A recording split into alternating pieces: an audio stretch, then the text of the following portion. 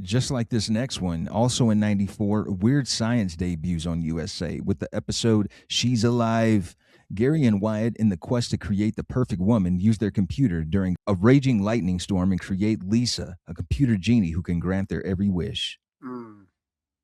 I wish Lisa was here right now, Steve. Who is that chick? That's an early crush for Matt G, for sure. This chick is phenomenally hot. Vanessa Angel. An appropriate name, and she's got like an English accent, just a light one. Just that sexy English accent, not the me bolix accent, the good one. The good one. I don't know how familiar you are with the movie that had Anthony Michael Hall, Ian Mitchell Smith, and Kelly LeBrock. I would prefer, honestly, Kelly LeBrock over this one. I'm in Vanessa Angel. Kelly LeBrock looks like Zool to me from Ghostbusters, but I love the movie. The movie was great, Isn't it John Hughes? John Hughes and Billy Paxton played the crazy ex-military guy. Chet. The guy they got for this was good. The show, I used to watch it all the time. There was another show that this was it Parker Lewis? Well, it was paired with Duckman because they were both a part of Up All Night. Okay. So that's why they debuted. Ferris Bueller was just a syndication deal on USA. But I used to love this show. I mean, I watched it a lot.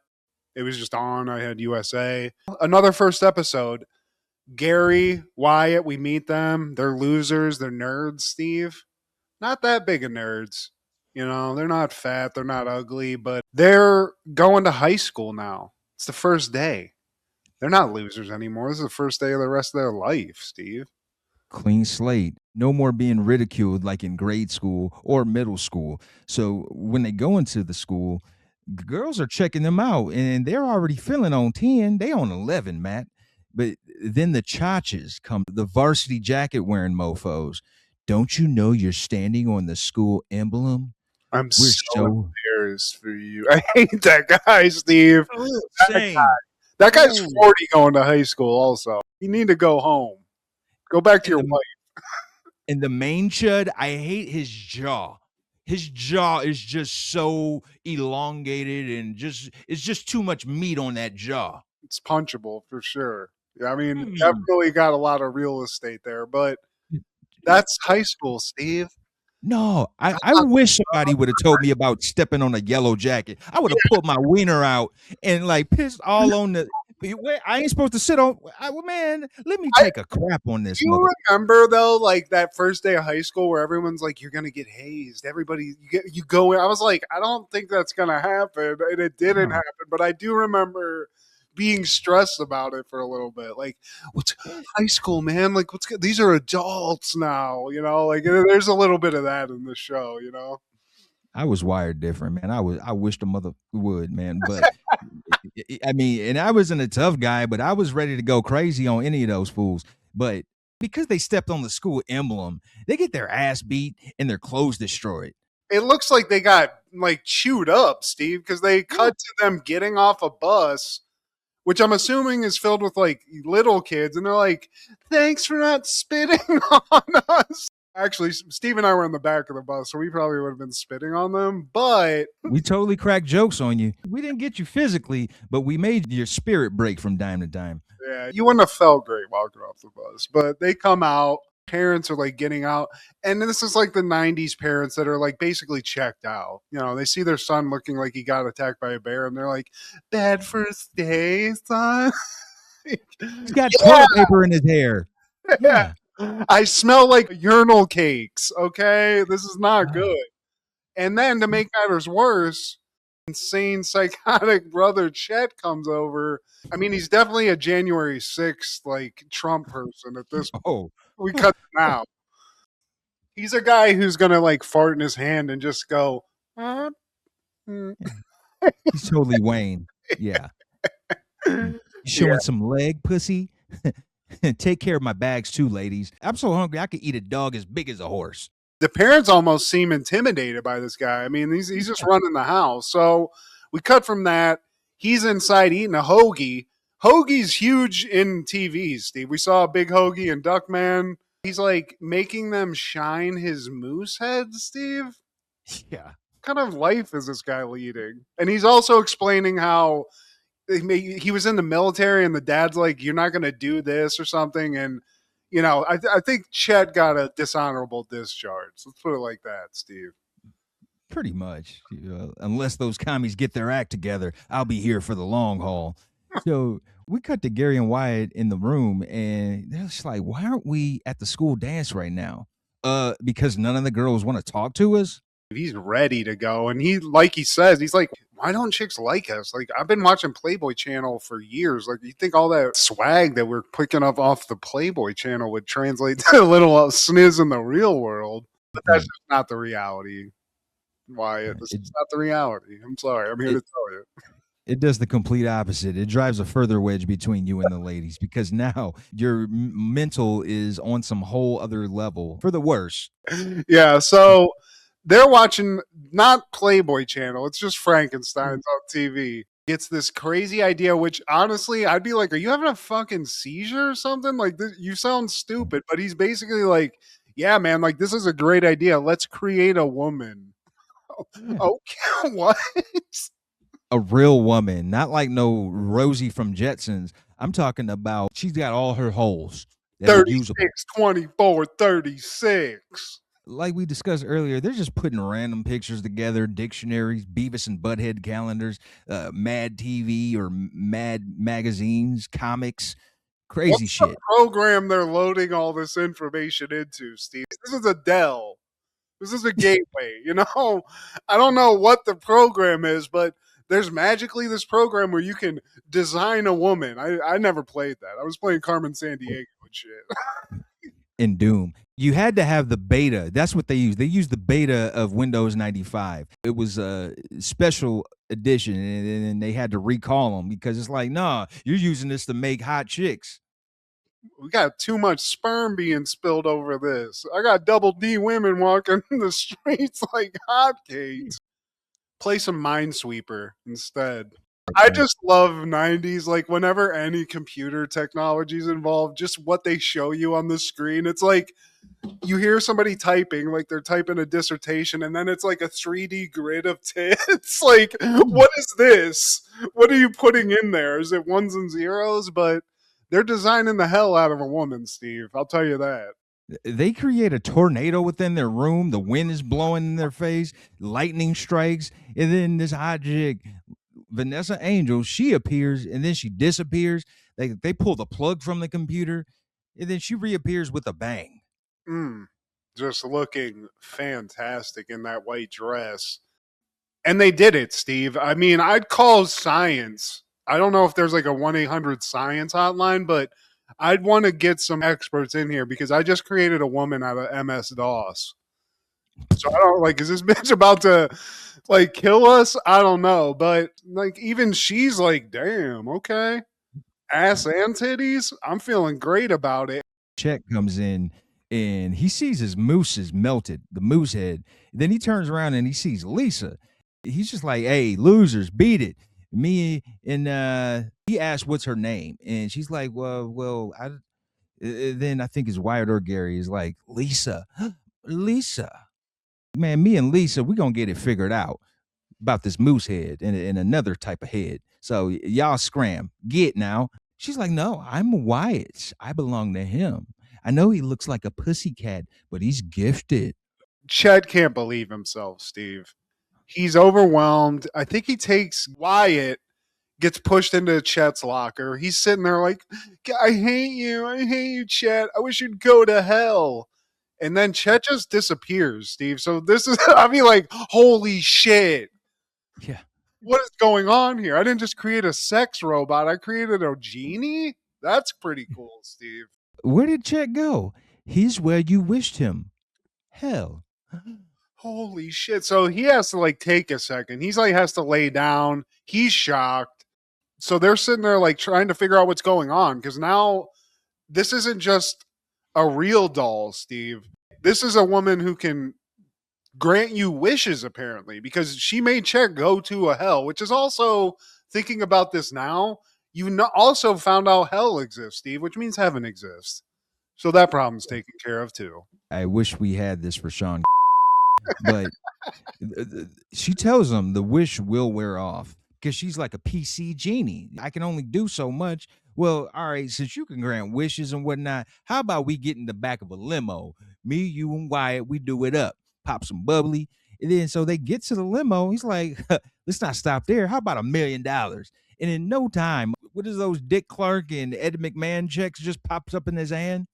Publishers Clearinghouse, Steve. I mean, they're literally watching it on screen, and the check pops off of some lovely lottery winner's hands and pops right into the limo, Steve.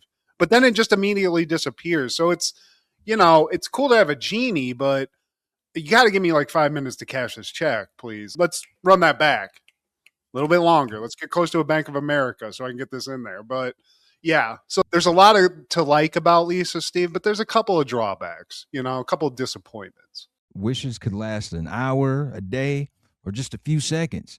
She asked, like, so what do you want? What do you guys want? Well, I want those girls that we really like to fall in love with us. Consider it done. That's it. They get to this dance, Steve. They're suited and booted. They got a limo. I mean, they're ballers at this point, but they don't know exactly how this is going to work, So I think they like walk up to the chicks that they like. And they're like, "Oh, hello, guys you love back here." And the chicks are like, "Ugh, do you need some help, little boy?" Like, they're not into it. So did the magic work?